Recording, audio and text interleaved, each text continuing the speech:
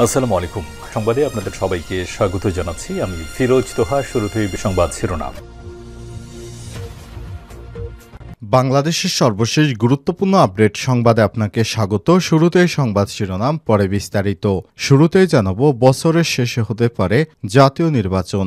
জাপানের ব্রডকাস্টিং কর্পোরেশনকে বললেন ডক্টর ইউনুস। চলতি বছরের শেষ দিকে জাতীয় সংসদ নির্বাচন হতে পারে বলে জানিয়েছেন অন্তর্বর্তীকালীন সরকারের প্রধান উপদেষ্টা ডক্টর মোহাম্মদ ইউনুস। আজ জাপানের ব্রডকাস্টিং কর্পোরেশন এনএইচকে দেয়া এক বিশেষ সাক্ষাৎকারে এসব বিষয়ে কথা বলেছেন ডক্টর ইউনুস। সাক্ষাৎকারে তিনি বলেন, আমি নিশ্চিত করতে চাই বাংলাদেশ তার নিজ পায়ে দাঁড়াবে এবং আরও শক্তিশালী হবে। এছাড়াও যারা নির্বাচনে নির্বাচিত হবে তারা কাজ করার জন্য শক্তিশালী ভিত্তি পাবে।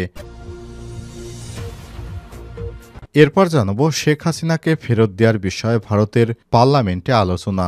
গত বছরের 5ই আগস্ট ছাত্র জনতার গণ আন্দোলনের মুখে পদত্যাগ করে ভারতে পালিয়ে যায় শেখ হাসিনা। এরপর থেকে তিনি সেখানেই অবস্থান করছেন। এর মধ্যে বাংলাদেশ সরকারের সাবেকেই প্রধানমন্ত্রীর বিরুদ্ধে মানবতা বিরোধী অপরাধ সহ একাধিক অভিযোগ এনেছে আন্তর্জাতিক অপরাধ আদালত ট্রাইব্যুনাল।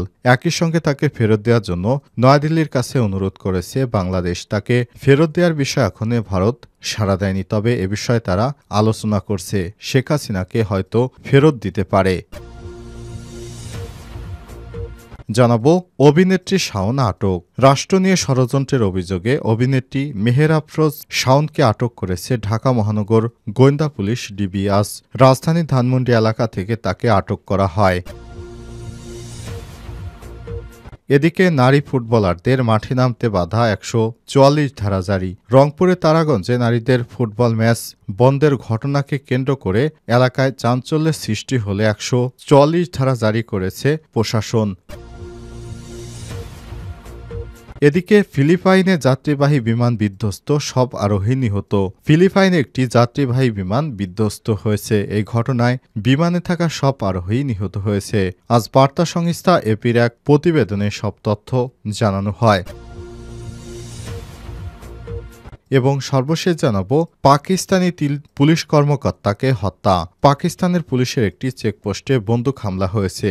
এতে অন্তত 3 জন পুলিশ কর্মকর্তা নিহত হয়েছে। দেশটির কারাক জেলার বাহাদুর খেলা এলাকায় হামলার পর হতাহতের এই ঘটনা ঘটে। পাকিস্তানি সংবাদ মাধ্যম দ্য এক্সপ্রেস টিউবিন আইনশৃঙ্খলা বাহিনীর বরাতে বলেছে, আক্রমণকারীরা ভারী অস্ত্র ব্যবহার করে পুলিশ পোস্টে গুলি চালায়। হামলাকারীরা পালিয়ে যাওয়ার আগে দীর্ঘক্ষণ উভয় পক্ষের গোলাগুলি হয়েছে। প্রিয় দর্শক, এতক্ষণ শুনছিলেন সংবাদ শিরোনাম, এবারে বিস্তারিত। তবে তার আগে বন্ধুরা, অনুরোধ থাকবে সংবাদটিতে একটি লাইক দিন। এই চ্যানেলে আপনি নতুন হয়ে থাকলে আমাদের সংবাদটি দেখতে দেখতে চ্যানেলটি সাবস্ক্রাইব করে রাখুন। কমেন্ট করে বন্ধুরা আপনার মূল্যবান মতামত জানিয়ে দিন আপনি বিশ্বের কোন দেশ থেকে বা বাংলাদেশের কোন স্থান থেকে আমাদের সংবাদটি দেখছেন এবং শুনছেন। এবারে বিস্তারিত। জাপানের ব্রডকাস্টিং কর্পোরেশনকে ডক্টর ইউনুস বলেন, এবছরের শেষে হতে পারে নির্বাচন। চলতি বছরের শেষ দিকে জাতীয় সংসদ নির্বাচন হতে পারে বলে জানিয়েছেন অন্তর্বর্তীকালীন সরকারের প্রধান উপদেষ্টা ডক্টর মোহাম্মদ ইউনুস। আজ বুধবার জাপানে ব্রডকাস্টিং কর্পোরেশন এনএইচকে এক বিশেষ সাক্ষাৎকারে ডক্টর ইউনুস এসব কথা বলেছেন। ডক্টর ইউনুস বলেন, যখন আমরা ক্ষমতায় এসেছিলাম ওই সময়ে পরিস্থিতি বলতে আমি মনে করি আমরা অনেক দূরে এগিয়েছি, কারণ এটি ছিল একটি বিধ্বস্ত সমাজ, বিধ্বস্ত অর্থনীতি, বিধ্বস্ত রাজনৈতিক অবস্থা এবং বিধ্বস্ত দেশ, বিধ্বস্ত বিচারিক ব্যবস্থা। নির্বাচন নিয়ে তিনি বলেছেন, নির্বাচনের সবচেয়ে দ্রুত সময় হতে পারে এবছরের শেষ দিকে। যখন নির্বাচন হবে, যারা নির্বাচিত হবে তারা কাজ করার জন্য শক্তিশালী একটি ভিত্তি পাবে। জাপানি সংবাদ মাধ্যমটিতে তরুণ প্রজন্মকে নিয়েও কথা বলেছেন প্রধান উপদেষ্টা, যারা গত বছর শেখ হাসিনার পতনের বড় ভূমিকা রাখেন। তিনি জানান, তার আকাঙ্ক্ষা বাংলাদেশের তরুণরা ভবিষ্যতের জন্য দৃষ্টান্ত স্থাপন করবে।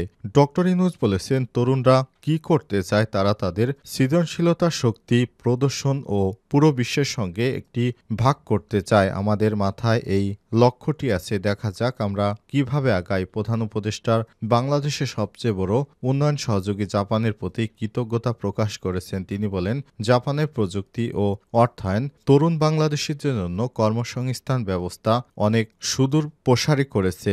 এ কারণে জাপানের প্রতি কৃতজ্ঞতা জানান প্রধান উপদেষ্টা।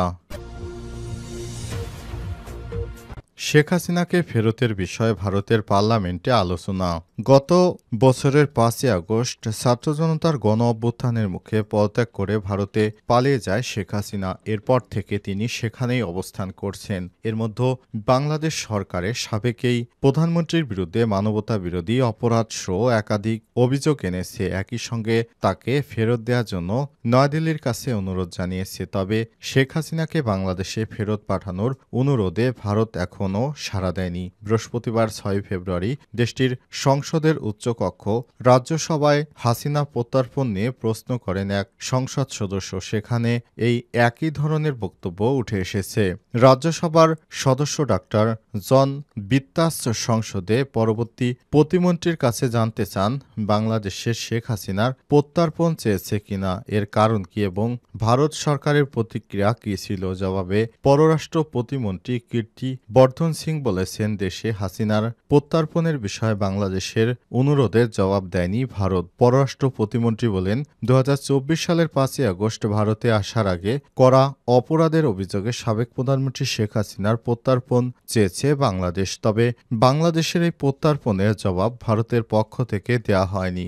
গত বছরের ডিসেম্বরে ক্ষমতাচ্যুত এই প্রধানমন্ত্রী শেখ হাসিনাকে প্রত্যর্পণের বিষয়ে ব্যবস্থা নিতে ভারত সরকারের প্রতি আনুষ্ঠানিকভাবে অনুরোধ জানায় বাংলাদেশের পররাষ্ট্র মন্ত্রণালয়। অন্তর্বর্তীকালীন সরকারের পররাষ্ট্র উপদেষ্টা মোহাম্মদ তৌহিদ হোসেন বলেছেন, আমরা আমাদের অবস্থান সম্পর্কে ভারতকে পরিষ্কারভাবে জানিয়ে দিয়েছি। আমরা বলেছি আমরা তাকে অর্থাৎ শেখ হাসিনার বিচারিক প্রক্রিয়ার জন্য ফেরত চাই। বুধবার স্বরাষ্ট্র উপদেষ্টা লেফটেন্যান্ট জেনারেল অবসরপ্রাপ্ত মোহাম্মদ জাহাঙ্গীর আলম চৌধুরী জানান, অন্তর্বর্তীকালীন সরকার প্রত্যর্পণ চুক্তির আওতায় শেখ হাসিনা ও অন্যদের ভারত থেকে ফিরে আনতে সর্বাত্মক প্রচেষ্টা চালাচ্ছে। তিনি বলেছেন, আমরা আন্তর্জাতিক অপরাধ ট্রাইব্যুনালের মানবতা বিরোধী অপরাধের অভিযোগের বিচারাধীন ব্যক্তিদের দেশে ফিরে আনার সর্বোচ্চ চেষ্টা করছি। অভিনেত্রী শাওন আটক। রাষ্ট্র নিয়ে ষড়যন্ত্রের অভিযোগে অভিনেত্রী মেহের আফরোজ শাওনকে আটক করেছে ঢাকা মহানগর গোয়েন্দা পুলিশ। বৃহস্পতিবার ৬ ফেব্রুয়ারি রাজধানীর ধানমন্ডি এলাকা থেকে তাকে আটক করা হয়। ঢাকা মেট্রোপলিটন পুলিশ ডিএমপির অতিরিক্ত কমিশনার ডিবি রেজাল করিম মল্লিক এসব তথ্য নিশ্চিত করেছেন। তিনি জানান, রাষ্ট্রীয় ষড়যন্ত্রের অভিযোগে রাজধানীর ধানমন্ডি এলাকা থেকে আটক করার পর তাকে ডিবি কার্যালয়ে নেওয়া হয়েছে। ডিবি হেফাজতে তাকে রাষ্ট্রীয় ষড়যন্ত্রের ব্যাপারে জিজ্ঞাসাবাদ করা হবে। এর আগে হুমায়ুন আহমেদের স্ত্রী ও টিভি অভিনেত্রী মেহের আফরোজ শাওনের গ্রামের বাড়িতে আগুন দেয় ছাত্র জনতা। বৃহস্পতিবার ৬ ফেব্রুয়ারি বিকেল ৫টার দিকে জামালপুর সদর উপজেলার নরুন্দি রেলওয়ে স্টেশন সংলগ্ন এলাকায় শাওনের বাবার বাড়িতে এই আগুন দেওয়ার ঘটনা ঘটে। নরুন্দি পুলিশ তদন্ত কেন্দ্রের ভারপ্রাপ্ত কর্মকর্তা ওবায়দুল হক কালবেলাকে বিষয়টি নিশ্চিত করেছেন। তিনি বলেন, বিকেলে একদল ছাত্র জনতা অভিনেত্রী শাওনের বাবা মোহাম্মদ আলীর বাড়িতে আগুন ধরিয়ে দেয়। ক্ষয়ক্ষতির পরিমাণ এখনই বলা যাচ্ছে না বলে জানান তিনি। স্থানীয়রা জানিয়েছে, সাবেক আওয়ামী লীগ নেতা মোহাম্মদ আলী ও সাবেক সংসদ সদস্য তহুরা আলীর গ্রামের বাড়িতে আগুন ধরিয়ে দেয় একদল ছাত্র জনতা। অভিনেত্রী শাওন মোহাম্মদ আলী ও তহুরা দম্পতির ২ সন্তানের মধ্যে বড়। উল্লেখ্য, শাওনের বাবা প্রকৌশলী মোহাম্মদ আলী জামালপুর ৫ সদর আসন থেকে দ্বাদশ জাতীয় সংসদ নির্বাচনে আওয়ামী লীগের মনোনয়ন প্রত্যাশী ছিলেন। অন্যদিকে তহুরা আলী ১৯৯৬ থেকে ২০০১ ও ২০০৯ থেকে ২০২৪ মেয়াদে সংরক্ষিত নারী আসনের সংসদ সদস্য ছিলেন। মেহের আফরোজ শাওন আওয়ামী লীগের সংরক্ষিত নারী আসনের মনোনয়ন প্রত্যাশী ছিলেন। নারী ফুটবলারদের মাঠে নামতে বাধা ১৪৪ ধারা জারি। রংপুরের তারাগঞ্জে নারী ফুটবল ম্যাচ বন্ধের ঘটনাকে কেন্দ্র করে ১৪৪ ধারা জারি করেছে প্রশাসন। আজ বিকাল ৩টায় উপজেলার সয়ার ইউনিয়নের বুড়িরহাট উচ্চ বিদ্যালয় মাঠে পূর্বনির্ধারিত নারীদের ফুটবল ম্যাচ নিয়ে দুই পক্ষের উত্তেজনায় খেলা বন্ধের ঘোষণা দেয় প্রশাসন। জানা গেছে, আজ ওই মাঠে আন্তজেলা ফুটবল টুর্নামেন্ট জয়পুরহাট নারী দল ও রাজশাহী নারী দলের খেলা অনুষ্ঠিত হওয়ার কথা ছিল। মাঠও খেলোয়াড়দের প্রস্তুতিও সম্পূর্ণ কিন্তু নারীদের ফুটবল খেলা বন্ধের ডাক দিয়ে মাইকিং করে ইসলামী আন্দোলন বাংলাদেশ তারাগঞ্জ উপজেলার সভাপতি আশরাফ আলী। ফলে ইসলামী আন্দোলনের নেতাকর্মী ও তৌহিদি জনতার সাথে খেলার আয়োজকদের মধ্যে দেখা দেয় উত্তেজনা। পরে স্থানীয় সুধীমহল দুই পক্ষকে নিয়ে আলোচনায় বসে ইউএনও রুবেল রানা। দুই পক্ষের মতানৈক্যের ফলে অপ্রীতিকর ঘটনা এড়াতে মাঠে ১৪৪ ধারা জারি করে খেলা বন্ধ ঘোষণা করা হয়। আয়োজক সূত্র থেকে জানা গেছে, প্রতি বছরের ন্যায় বুড়িরহাট উচ্চ বিদ্যালয় মাঠে আন্তজেলা ফুটবল টুর্নামেন্ট আয়োজন করা হয়। কারো কোনো আপত্তি নেই। খেলার আয়োজন সম্পন্ন, প্রস্তুতি সম্পন্ন। আজ বিকাল ৩টায় জয়পুরহাট নারী ফুটবল দল ও রাজশাহী নারী ফুটবল দলের খেলা ছিল। খেলোয়াড়েরা চলে এসেছে, কিন্তু হঠাৎ ইসলামী আন্দোলনের নেতা আশরাফ আলী খেলা বন্ধ রাখার ঘোষণা দিয়ে মাইকিং করলে বিকেলে আলোচনায় বসা হয়। সেখানে তিনি বিক্ষোভের হুমকি দিলে প্রশাসন খেলা বন্ধ করে ১৪৪ ধারা জারি করে।